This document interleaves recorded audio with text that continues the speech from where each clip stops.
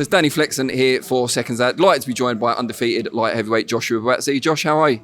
Not too bad, Danny. Welcome to the gym. I'm sure you've been here before, but yeah, good to have you around, man. I've never been here with you, so that's a blessing in itself. Obviously not far away now from the big fight with Dan Azeez. I had the opportunity to speak to Dan last week, I think it was, and just talk to him a little bit about your relationship and how it began. And he might remember it the same as you, maybe not. So just tell me what you remember of the first time you guys met and how you got together as sparring partners, friends. I think he probably came to my amateur club, I think, years ago. Not to join, but to spar. And then I feel since then, my old amateur trainer got in touch and we've just been sparring since. I can't remember too tough, but I've been sparring down for a lot of years now. Yeah, I would say that's how it started. Probably sparred in the amateurs. Well, we probably did. I can't remember. Probably, yeah, Savage. And then from there, we just took it from there. But sparred a lot of rounds. And how has that evolved, or how had it evolved from a professional relationship to a friendship? I think we know similar people as well. I've always said that a good friend of mine had his birthday party, I think, 2 years ago, and I was there, Dan was there, and then a couple of years later we're fighting each other. So yeah, there's a lot of people we know outside the ring. We've been around the same people and stuff like that. But Dan's a cool guy. Of course, I'm more than willing and happy to be fighting him, but he's a cool guy outside that. Now, he said recently that your view of him, in his view, was as less than an equal, that he was the guy coming up. You never really thought he was on your level until more recently, and your agreement or demand to fight him solidified for him, I am on your level now. How much of that is true from your perspective? Did you see him as below you before recently? That's his perspective. If I'm sparring someone, I don't think, they are like below me, whether it's whatever level it's at. If you're light heavy and you're in England, I'm working with you, we're working together, we're competitors. Whether I'm number 1, 2, 3 and you're below, doesn't matter to me, we're competitors. So I've never really seen it as that. And when I sparred Dan, did I learn from it? I learned loads from it. So I never saw it as that, to be fair. And that narrative that he's been saying, it's his own. So what can I say? But next weekend, we rumble. What changed in recent times to make you consider this fight, whereas in the past you may not have? A lot of times I said, nah, I'll fight anyone else. Don't give me Dan. Dan's my guy, I know Dan. It was the situation that they said, well, Josh, it could be for a final eliminator. And I said, what, for the world title? They said, yeah. And of course, this is what we want to do in the sport. So when that came up, I said, look, if it's for something as important as that, then why not? In the rankings, Dan's number 2, I'm number 1. The winner gets to fight for gold. So I'm not going to turn that down, nor is he. So that for me, that's what changed. Now, he's been saying a lot of things. He said you were acting like a diva, making lots of demands and that kind of thing. How much of that do you think is genuine, and how much do you think is him putting himself in a mindset to fight you and also to build the show, I suppose? Dan, I'll be honest with you, I haven't seen the interviews. I've seen the titles saying Buatsi's a diva, but I haven't clicked it to watch it. Like these things I don't check up on these things. When it's other fighters, I want to hear the interview, I want to know what the other dude said. But when it's myself and whoever I'm fighting, I never tune into it. I've been locked in. So next Saturday, we'll fight. And then maybe after that, I'll go on YouTube and I'll say, oh, what was he saying before? But prior to the fight, I have no interest in that. Whether it's true or not, next Saturday night, we get to find out. Tell us about the training camp out in Oakland with Virgil Hunter. I know you've come over just at the weekend, come back to the UK. What's it been like out there? Very hard, bro. Yeah, very hard. I'm happy to be back in England. Happy to be on English time. Very happy that camp is almost coming to an end. We've got another week and a bit left, but everything's good. The weight is good. I'm in very good spirits, so I'm looking forward to it.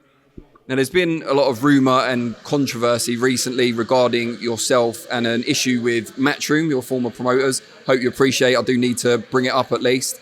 How much, if any, has it been a distraction, unwanted distraction for you ahead of a huge fight? I think overall these are legal issues that I can't really say much on. They're legal and the legal people will deal with it. There's not much for me to really say about it, but you can imagine my focus is on February the 3rd, so it is what it is, really. Do you feel you've been sufficiently shielded from it, I guess is the question? So you haven't had to bother about it. You can focus purely on the fight. I'm always on the job, man. So again, like I said, these are legal issues that are going on. And I know that my job is to make sure February the 3rd I handle business. So it's happening, but it is what it is. And February 3rd, if you do indeed handle business, you'd be in line to fight Dimitri Bivol, of course, WBA champion. However, there's now talk that he signed half of the contract to fight Artur Beterbiev in an undisputed fight. What do you make of that? And more importantly, its impact on your future? I think understandably, people would want to see a unification. But most importantly, I have a hurdle to get over first. I think once that hurdle is over and done with, I can sit down, think a bit more, speak with my team and see what the best move is. From the eye test, as a fan, who do you regard as the superior light heavyweight at the moment between Beterbiev and Bivol? Hard to say because Beterbiev is fresh on everyone's mind. He fought, I think, 2 weeks ago. So yeah. So I think based on that, I'll say that because that's more fresh on my mind. You know, Bivol had a good fight against Lyndon Arthur maybe a month ago, something like that. But I would say Beterbiev is just much more fresh on my mind. Is there one of the two that you'd prefer to fight? You know, does you feel one of their styles suits you better? Whichever has the belt, man. I'm heading the right way, and the next fight is to fight for the WBA. And also I've got good rankings with the other boards. I don't know what the scene is going to be like in the next 6 months, but I'm on course. You've had your fair share of problems. You've had injuries, you've had inactivity, change of trainer, of course. Now you're so close to the precipice, so close to what you've worked your whole life for. How does it feel now to be in that position? We're not there yet. I'm very, very grateful for the position that I'm in there. Very thankful. It's been a lot of up and downs, but I've stayed on it. I've stayed consistent, and we're not there yet. We're getting it, but we're not there yet. Yeah. And I talked earlier about Beterbiev Bivol, which, if it happens, will take place in Saudi Arabia. That seems to be the way a lot of top-level boxing's going at the moment. Have you looked on with kind of interest or envy about the big events happening out in Riyadh? I think mainly if you're a boxer, Dan, and you're not considering Saudi, then something's wrong because Saudi's where the money's at the moment, as it seems. But yeah, let me get this one out of the way, then we can think about Saudi possibly. You're clearly incredibly focused on this fight in front of you, as you should be. What are the main threats you feel Dan Azeez possesses or offers? Dan's a good fighter. You know, he comes to fight. Very aggressive, wants to win. Yes, Kelly. And yeah, I mean, it's a good fight that's gonna come to win. A man that wants to win, to me, it's always dangerous. So I've done the work. I've got less than 2 weeks left of the work that I need to do, and I'll be ready. How much an advantage do you feel having Virgil Hunter in your corner is? If I didn't, I don't think I would have changed trainers. You know, it was the move that I made, I think, 3 years now. So overall, it's been a massive add to me as a fighter and as a person. So I'm very happy with it. And all those sparring sessions you and Dan Azeez have shared over the years, do you think it benefits either one of you more than the other? I'm coming with something new, man. So yeah, we sparred a lot of times, but the fight I was back then, I'm not now. So I'm looking forward to it.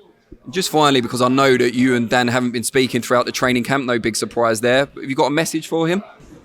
Nah, he knows what's up. Yeah, he knows what's up. Great. Josh, really appreciate it. Thank you, mate.